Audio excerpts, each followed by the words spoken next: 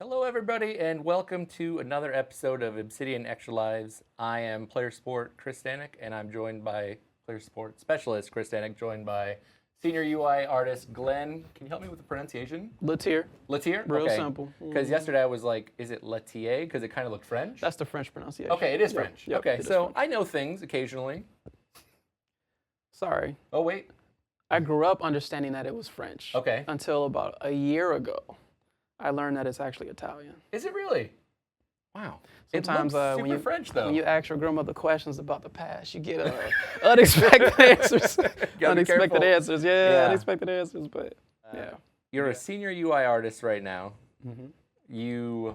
We're going to be playing some Dead by Daylight. Oh yeah. Oh, yeah. This is like your game, right? It's what I've been playing for about 2 years now. And rough start, very rough start. But my girlfriend helped me a lot with showing me tricks and how to get accustomed to things and how to step away from urban evasion, that perk I was telling you about. Oh, yeah. But The one she that also, people get mad at you for using? yeah, in the corner of the map. But she also introduced me to a lot of streamers. Okay. And I, through her knowledge and through looking at them, I was able to learn like quite a bit. Like, oh, okay, this is how it works, and that's how. Okay, and then I just trial and error my way all the way until I start understanding things, and now I'm pretty comfortable now. Nice. Ooh. We are going to continue to raise money for the International Rescue Committee to help displaced children and families during the Ukraine crisis. We got it really simple. We got just some bean boozled today. Every $10, myself or Glenn will eat one of these. While we're loading, why don't you just tell us a little bit about yourself? How far back you want to go? I mean, we've got an hour and a half, so Dang, you know what? You're right. take your time, you know? Born and raised as the only child in Detroit, Michigan. So I'm born and raised. Raised by my mother, grandmother, and uncle. Until 2012, 11 or 12, one of those two. My dad sends me a text like, "Hey, guess who this is?" And I was like, "I don't know, but he got your eyes and your nose." It's like, "This is your brother." And I was like, "Oh, really? Okay. Wow. Well, that's pretty cool. Brand new news. Where is he? Where's he from? Let's meet up and let's meet the fam." So like, I born and raised as the only child, but I did find out that my dad had another child. So Wow. Did you end up meeting with your brother and like Yes. have a? Yes, we met up not too much later afterwards. In between Plainwell, Michigan, where he's from, and Chicago, where I was at the time. We actually met in a city called Michigan, Illinois, which is weird. But anyway, we met at a restaurant, and it was one of the coolest experiences. We look alike, but he has a lighter tone than me, but we have the same eyes and nose. So the first time we saw each other, he was 18 years old, by the way. We just stared at each other the whole time because we've never seen anyone who looked like it. We just stared at each other the whole time, was just asking questions and answering questions, and so it was a really good experience. It was a beautiful like thing. a really cool experience. And and you're he's still in touch with him and stuff? Really good kid, really That's good. awesome. He's just like me. He's just athletic, where I'm artistic. So, yeah, really good kid. His name is Eric. Eric, that's awesome, man. Yeah. And so you were brought up by your grandmother, mother, and uncle, I believe you said? Yep. And then you're going through school and like you wanted to get into art or video games at some point, or Yeah. like- Let's see. Art. Art started with my uncle. My uncle was he would like draw comic book characters, and I would think it's so cool to the point where I trace his drawings and bring them to school and be like, "Hey, look what I did!" Okay. Ha, ha, ha, ha. And then I started to try to draw on my own. It was alright, but like nowhere where the confidence was necessary. But got into middle school and had my first art class, and I did really well. So my teacher was like, "Hey, you're actually pretty good. You know, if you're interested, you can take my class." Oh, my buttons are different. Oh boy, are they? Or am I tripping? No, I'm tripping. I just gotta get adjusted. That's why I brought my own controller, because I have to get used to this Xbox. That's how I knew you were a pro, because only pros Yeah, show up with their okay. own controllers. That's funny. I'm sorry, this game takes a lot of No, it's concentration. okay. So. And I can help walk through it a little bit. So the teacher said, "Oh, you should take my art class." Yeah, so I did, and again, I did a really good job the second year. But after that, she was like, "Hey, you know, you're really good. If you want to pursue art, I can help you build a portfolio to get into high schools." And I was like, I ain't mad at it. Like, I always thought myself being like a lawyer or a football player, but yeah, that's how good I am. But I'm not mad at looking at art. I like how peaceful it is. So sure enough, she did that, and I was able to get into the Detroit High School for the Fine and Performing Arts in Detroit. Oh, okay. Which is a art-specific school. Like it focuses on that, and then the other like general stuff is more like bare bones, essentially. It's just art. Just you art have completely. You have to audition in order to attend that school. You have to either draw, sing, dance, act of some sort. Wow. Play an instrument. So yeah, I was lucky to get in. Had a beautiful 4 years, learning a lot about art, winning art competitions and stuff, which then helped me build a portfolio. Shout outs to Mrs. Glenn. That's my heart. She taught me a lot about art. But yeah, she helped me build a portfolio to go to College for Creative Studies in Detroit downtown. Where did your love for games or your first experience with games, like, do you remember that far Oh yeah. back? Okay. Again, thank my uncle Donald.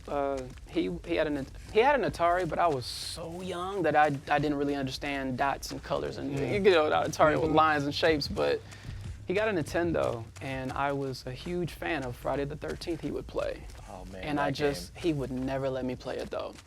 And I would be so mad as a kid because I just want to get my hands on it and run. And all you do is run around the town and look at the map and figure out where to go. Yep, you're going in and out of the cabins, you're throwing stones occasionally. Yep, he was like, nope, can't do it. And I was like, no. So because of that interest, I always stuck to the console.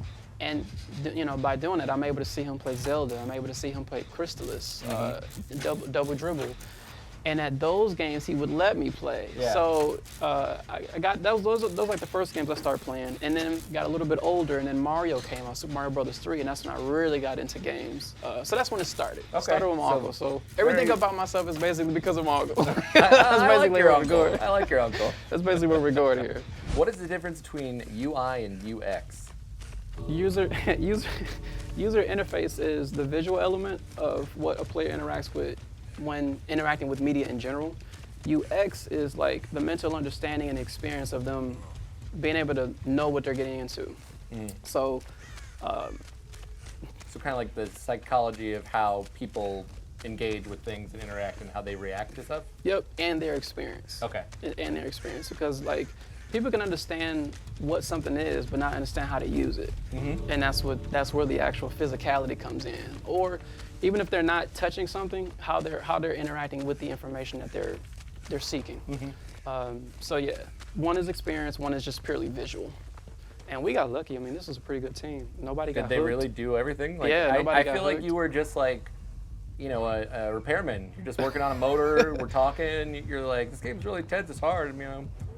I'm actually gonna leave because I don't want to. Oh. Yeah, I was about to say, you gotta shake a blink. I'm like, I'm gonna leave. You knew that was coming. Like, not even joking. Like, I'm gonna leave. Right. When did you decide that you wanted to work in games, and like what happened there? That didn't pop up until college. Okay. I always saw myself as being a illustrator first. I just like drawing pretty pictures and landscapes or sceneries and things like that. I like telling stories through imagery. Okay. So I went to college to learn all the different techniques, all the different materials and medias to use, how to approach art, a lot about art theory and color theory, you know, like the basic bare bones Yeah, of those like fundamentals. Yeah, fundamentals of just being 100%. an artist. But towards my junior and senior year, that's when I started to seek like an actual career path, and I wanted to be a concept artist. Okay. I would always look at just how beautiful painters they were, and that's what I would like to be. So I built a portfolio, bunch of illustration, not concept art, illustration. I had to make sure I do that, and moved to Chicago, tried to seek a concept art job, and got nothing back. And finally, a company got back to me and was like, hey, just so you'll know, you're not presenting concept art, you're presenting illustrations. And I was like, oh, thank you. I just definitely, my whole portfolio is kibosh now. Like, Oh, you know no. what I'm saying? Like, my whole 2 years I spent, you know, building this together is, you know, in the garbage now. So I did a shift of wanting to enter the gaming industry at that point as a concept artist, but I was like, okay, well, if I got to redo my portfolio, that's going to take a lot of time. Oh, because yeah. if I thought I was in the right direction for 2 years and I'm not, I need to revamp a lot. So I was like, maybe I can enter the industry as a tester. And at the time, it's kind of funny, but at the time, The Tester, the PlayStation TV show, was becoming a thing at that point. Okay. So I actually applied and made it to the second from last round. Oh, really? And the guy who's named Kovalik is the guy who beat me, by the way. So it was like, I thought that was my way of entering the industry. And at the same time I was doing that, I created my own blog to post me finding bugs in games and being able to repro them. That was my like way of presenting a portfolio to gaming companies to say like, hey, I have the talent and the skills to find bugs, like, you know, please hire me kind of a thing. That shows like a huge amount of initiative, right? Like having not had experience in that and then literally finding bugs, reproing them, and then documenting them. We have to eat them beans. Oh, we have a few beans to eat. Sinatra wants you to eat one. What? Yeah. Man. I'm gonna get you, dude. Let me mix them up. I don't want you to get a good one. Nah, I'm not gonna make it. Oh, I need to get rid of this tape. I forgot I grabbed that tape. Oh, she could have so killed me. there's like a ring thing involved in it too. I didn't even realize that. She could have killed me. All right. Oh boy, I don't even want to look. I'm just trying to get one. I don't even want to look. Oh, I get picked from one of those. Smart. All right, I got to do one too, and then we got to do another one. Please don't be gross. It's brown. What'd you get? Just jelly bean or? I don't know what it is, but it's good. All right, I don't know what it is, but it's good. Well, mine's not good. I don't know what it was, but Mine it tastes like. Ugh. No, wait, it's just brown. What is just brown? Let me see. Okay, so the actual transition from QA to art. So, another cool story. Okay, I got a bunch of stories. It's weird, but I got a bunch of stories. The week after that, we'll just have a Glenn block. Shout outs to Derek Kurtzik. I love you, dude. Derek Kurtzik was, at the time, a tester when I tested Mortal Kombat 9, who then moved on to be a designer at NetherRealm, and he worked on the Vita port, Vita version. Okay. So, which must be challenging in its own right. Yeah. I was testing Injustice at the time. Okay. It was like, I had just started, maybe like 3 weeks into testing Injustice. Derek stops me in the hallway, and he's like, hey, you're an illustrator, right? And I was like, yeah. He was like, you know how to draw and paint stuff? I do, Derek. He was like, so, how would you like to illustrate icons for Injustice? And I was like, oh, that sounds cool. Yeah, I'm down. Did she come teleport? She did not. Let me did you just crack that guy's back? I just was looking at you, listening to your story, and I heard like, you funny. I mean, you can say that. You just like give him an alignment, you know? He's like, I was sitting right in the chair, That's right, funny. Bill? That's pretty funny. Derek was like, yeah, so would you like to illustrate icons for the Injustice team, for the UI team? And I was like, yeah, that sounds fun, man. I'm down for that. He was like, all right, cool. We just need a portfolio of your work Monday. And I was like, Derek, you do realize that today is Friday, right? He was like, yeah, welcome to the gaming industry. Oh, man. I was like, are you? And now It this is the what it is, portfolio dude. that has now was going to be revamped, but then maybe was put on the back burner during the NetherRealm's volition. No. Oh, you were still building your This portfolio wa- and working still during that? I was, Okay. but this is, UI is different. Like, what yeah, I was for sure, illustrating because- for my portfolio was completely different than the things that I need to show for UI. Because So this I is more had layout oriented as well as like communicating things, right? because I'm an icon designer. It's more so showing a breadth of ability, being Okay. able to illustrate and design iconography. Yep. So I'm gonna do this. On her Palette. face. Yeah, I'm gonna Stops all the creatures. and then I'm gonna keep running for now. How come there isn't a level that's a palette factory? Welcome So- to the gaming industry. Yeah, welcome to the gaming industry. So I'm Wow. like, dude, are you kidding me? In a weekend, I have to. It is what it is. I'm gonna do what I can. So sure enough, I spent the whole weekend illustrating as many icons as I could. I showed like about 3 or 4 pages of sketches, Okay. 1 page of 60% complete illustrations, and then 1 page of fully fleshed out, fully illustrated buttons. It's so smart that you did it that way because, especially in my experience and going through the process doing graphic design and now seeing other designers apply, showing the process of what you do and how you get there is really important. So if you're like, here's these icons I made that they're finished, like, yeah, they're great. what did you do to get there? Like, what is your thought process behind that? And you were smart enough to include that. Like, I know that's probably from the art background as well. But then to do that in a short timeline is impressive. Thank you. That's not, I mean, like, people are like, oh yeah, he just, drew some icons, but that's like, that's a lot of work. I did as much as I could. Yeah. So you show up with comps, middle, and then like finals. Yep. And you're like, here we go. I'm like, in 2 days, this is all I got. So I sent my portfolio to the UI lead, Taryn, and she looked over everything. She called me in her office. So you showed them your work after the weekend. Yeah. Here's what I got. What did they do?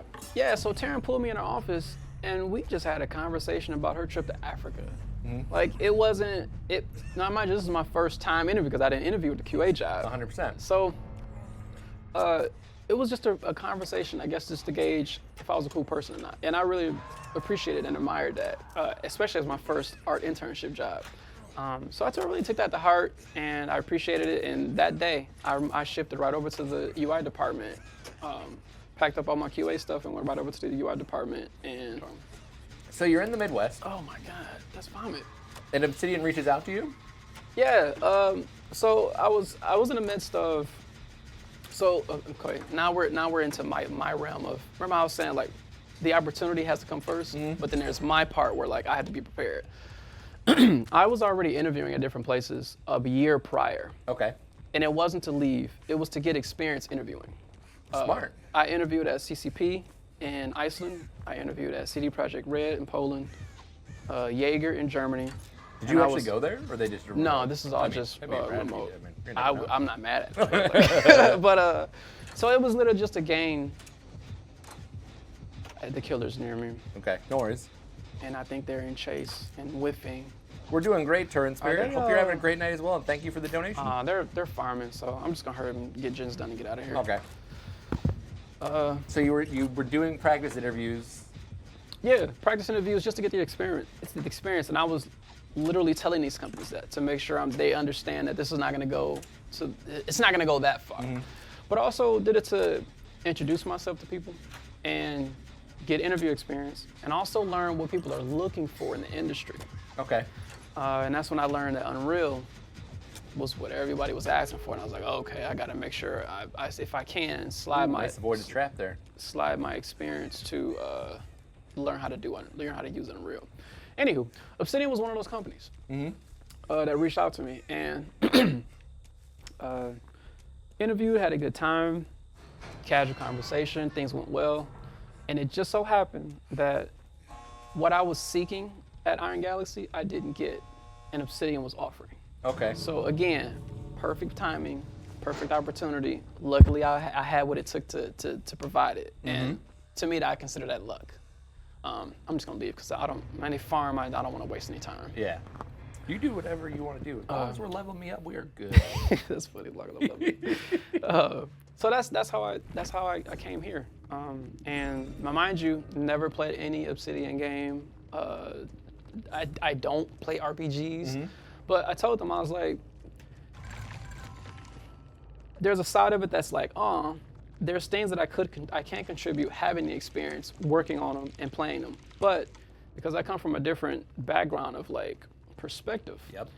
I can also bring something new to the table. 100%. I can also bring new ideas, and they appreciated that. So I was kind of shocked, to be honest, but it just kind of was what it was, and I was like, you know what? I want to spread my wings, because that was what the Iron Galaxy wasn't. They weren't allowing me to do, and I was like, okay, let me just make the decision to try something new, and branch out, spread my wings, and that's what led me here. And so that happened, and you were just like, they were like, yep, we like you, you like us, you're moving to California, and you're doing the damn thing? Another funny story. All right. Let's do that it. whole process was 2 weeks. Okay. So the day that I was told that I couldn't do what I wanted was the exact same day Obsidian was like, we want you. When can you, and not want you as in like the offer, but we want to fly you out here. So that weekend, I flew out. Wow. I was flown out and hung out. I hung out and learned about Irvine in a weekend. I hung out with some people in LA that I knew, I appreciate that. And then interviewed Monday all day, and then flew back home Monday night, and then Tuesday got the offer. And then that's when the 2-week period started, where like I had 2 weeks to move out here. So wow. shout outs to So- Shadasha for like helping me find okay. housing and stuff. I had to like leave my current place, break that lease, find this new apartment in this state and city I've never been before. You know what I'm saying? So it was a lot to take care of in 2 weeks. 2 weeks. Yeah. A lot in 2 weeks. Yeah, thanks to the support and help that I have from my friends. Supporting a good cause. Yep, I was able to. It was all able to work out.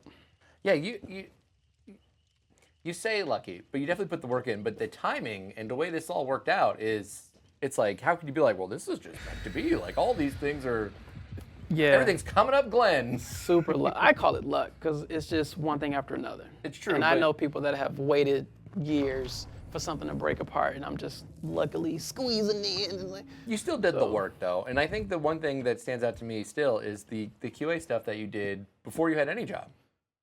Like, you took the initiative and blogged it and did all that stuff. Like, that, to me, shows a lot about a person if they were looking at a job, right? yeah, that's true. What was one of the most valuable things you learned on working on the Outer World as far as UI design goes? That's a good question because I learned so much. The most valuable thing. Or just something that sticks with you, like when you're working on other projects or things you see, right? You know what, to be honest, dude? It's working with a UX designer. It is absolutely amazing. Really? Because it's the second piece of the puzzle when it comes to UI. There's like, remember I was telling you, there's a visual element of it and there's a psychological element. And to have that psychological element figured out, researched, and presented in front of me, it's just like, hallelujah. You know, because like on the Outer Worlds, when I started, we didn't have a UX designer. So I was in the lead systems designer office every day asking questions. Here we go with the asking questions again. Asking questions about what's this design? What does that feature mean? What does that mean? Oh, that's 6 months old? Oh, well, what's the new update? I was in his office every day. And that's how we got cool. Because I was constantly in his office trying to bridge the gap and be a UX designer when I'm not. So it's like learning on the job. So it was like we tried our best. But once we got an actual official UX designer, he came in and revamped everything. And I was able to learn like, oh, that's why you change it to that. Oh, that's how that works. Oh, what is that? I've never even heard of that. And it just opened my eyes to like, really, I mean, I already respected the position, but I really respect the position now. It's like, I really don't want to work anywhere without a UX designer next to me. It's to that degree. It's the yin and yang. Yeah, very much so. So to me, that's kind of like the biggest value and eye opener that I have working in the gaming industry, and then specifically working on the Outer Worlds. It was to have the UX designer come in and teach me so much. Glenn, I just want to say thanks again for coming by, telling your story to us, sharing this game, eating some jelly beans to help people out in a really tough situation. We'll definitely be having you back on. Okay. We'll work it out with whoever I need to. We'll work it out. No. Okay. Thanks again, everybody, coming out, asking questions, and donating, and have a great day. And good rest of your weekend. See y'all. We'll see you later.